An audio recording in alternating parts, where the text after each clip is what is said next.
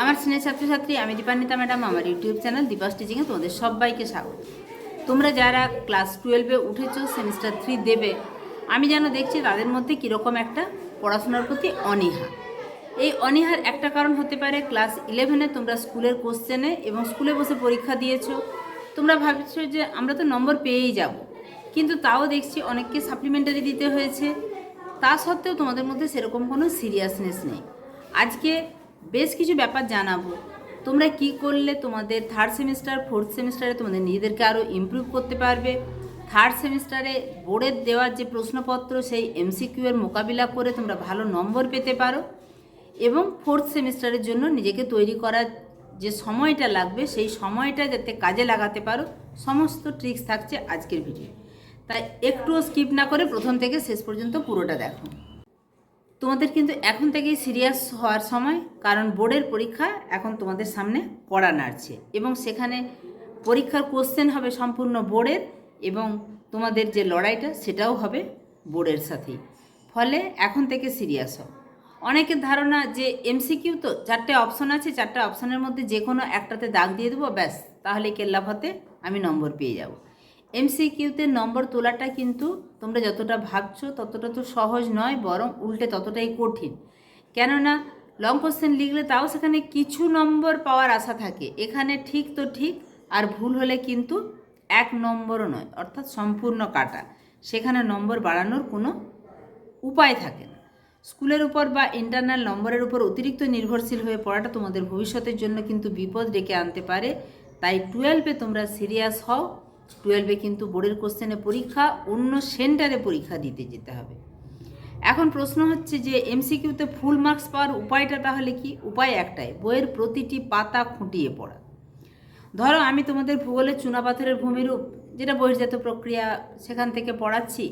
সেখানে হয়তো তোমরা লং কোশ্চেন কিছু একটা পড়েছো, যে চুনাপাথরের সঞ্চয় কাজের ফলে সৃষ্ট ভূমিরূপ, সেখানে স্ট্যালাকটাইট, স্ট্যালাগমাইট, স্তম্ভ, এই সমস্ত ভূমিরূপগুলো পড়েছো।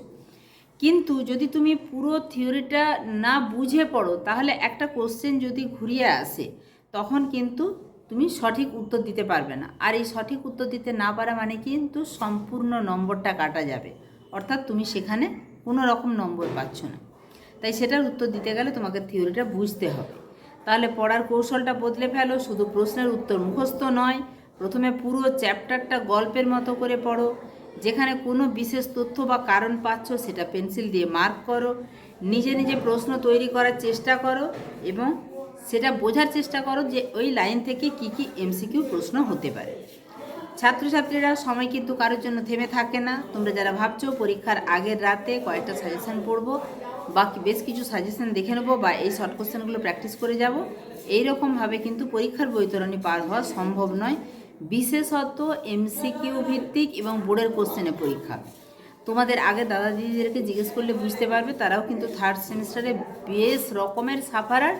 এবং থার্ড সেমিস্টারে যদি তুমি সাফারার হও, তুমি যদি পিছিয়ে পড়ো, তুমি যদি কম নাম্বার পাও, তোমাকে যদি সাপ্লি দিতে হয়, তখন কিন্তু তুমি ফোর্থ সেমিস্টার পড়ার জন্য সময় পাবে না। উপরন্তু তোমাকে থার্ড সেমিস্টারে সাপ্লির জন্য থার্ড সেমিস্টারটাও পড়তে হবে। ফলে ফোর্থ সেমিস্টারের জন্যও কিন্তু হাতে একটুও সময় থাকবে না। এবং ফোর্থ সেমিস্টার চলাকালীন থার্ড সেমিস্টারের সাপ্লির যে কী একটা বিশাল প্রেসার থাকে, সেটা যারা দিয়েছে তারাই শুধু বুঝতে পারবে। কারণ একটা পুরো বই নিয়ে ফোর্থ সেমিস্টার পরীক্ষা হবে। সেই ফোর্থ সেমিস্টার পরীক্ষা দিতে যাওয়ার সময় তোমার মাথায় যদি কাজ করতে থাকে যে আমাকে থার্ড সেমিস্টারটাও আবার ঘুরে পরীক্ষা দিতে হবে, আমি দুটো পরীক্ষায় তখন তোমাদের আমি পাস করব না ফেল করব, এইরকম একটা পরিস্থিতিতে আসবে। ফলে এখন থেকে তোমরা পুরোটা একদম থার্ড সেমিস্টারের যে এমসিকিউ প্যাটার্ন, সেটার জন্য শুধু এমসিকিউ অভ্যাস নয়, এই এমসিকিউ অভ্যাসের জন্য পুরো থিওরি পোর্শনটা খুঁটিয়ে পড়ো। এবং তোমরা যদি আমার চ্যানেলে নতুন হয়ে থাকো, তাহলে অবশ্যই এখন থেকে প্রতিদিন দেখো। আমি কিন্তু কনসেপ্ট ক্লিয়ারের ক্লাস প্রতিদিন একটা করে দিচ্ছি। সেখানে এমসিকিউ এর ক্লাস থাকছে, এমসিকিউ পাওয়ার পয়েন্টের ক্লাস থাকছে, যেখানে তুমি প্র্যাকটিস করার সুযোগ পাবে। এবং এই প্র্যাকটিস মানে এমন প্র্যাকটিস নয় যে শুধু বই থেকে যেরকম পড়লে, পাওয়ার পয়েন্টে তোমার উত্তরটা অনেক পরে আসছে, ফলে তুমি কিন্তু নিজের পরীক্ষা নিজেই দিয়ে নিতে পারবে। যাই হোক, তোমরা প্রত্যেকটা ক্লাস ফলো করবে এই আশা রেখে, এবং এই ভিডিওটা তোমার বন্ধুদের মাঝেও শেয়ার করে দিবে, একটা লাইক করে দিবে। আবারও বলছি, তোমরা চ্যানেল তো সাবস্ক্রাইব করবে, অনেক সময় চ্যানেলের নোটিফিকেশান আসে না, তোমার কাছে যদি নোটিফিকেশান না যায় তাহলে মাঝে মধ্যে চ্যানেল ভিজিট করো, কিন্তু তোমরা দেখতে থাকো, কনসেপ্ট ক্লিয়ারের ক্লাস কিন্তু প্রচুর যাচ্ছে। ঠিক আছে, দেখা হচ্ছে খুব তাড়াতাড়ি পরবর্তী উপস্থাপনার সঙ্গে।